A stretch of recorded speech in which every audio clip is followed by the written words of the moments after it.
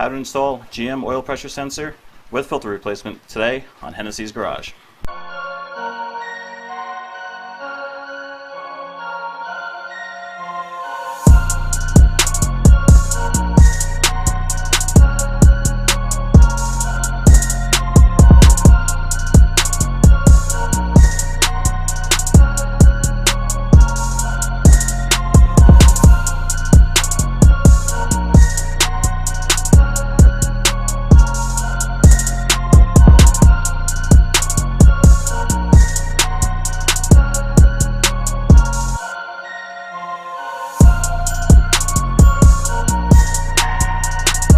First thing we're going to do is pop off the cover here. Just pull up on it. And then there's annoying little tabs back here. Oh.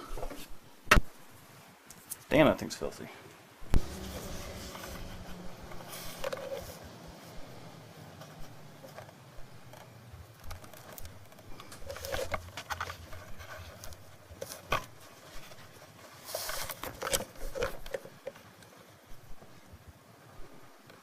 So I don't know if you can see it back in there. It's got the blue electrical connector, the white little safety tab.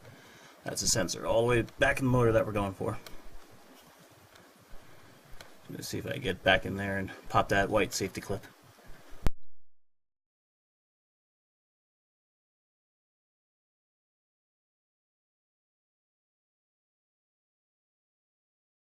Alright, well, the sensor and filter is out, and I gotta say the hardest part about this was trying to get my big ass across this motor and get comfortable to be able to work on it.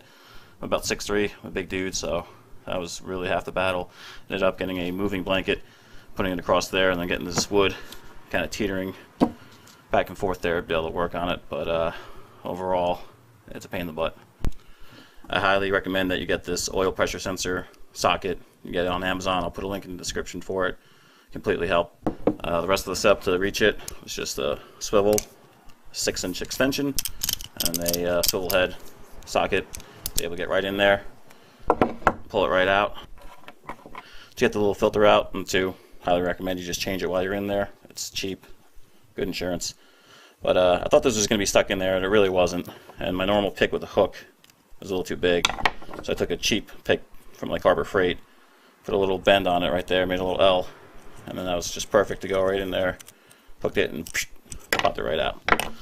Popped the new one in, screwed it down, plugged her in, and that's about it.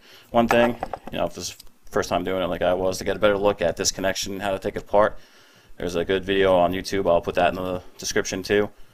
And check that out, so that'll help you move past that quickly. But overall, pain in the butt. Hopefully I don't have to do it again. Alright guys, and that's it. Just a quick video. Hopefully it helps you out changing out your sensor. Once again, I definitely highly recommend you get this socket. It helped out a lot. But stay tuned, because this truck we're actually working on is getting its lift done pretty soon. We're going with a 6-inch BDS lift and 35s on it. So we got a whole bunch of videos coming out for that.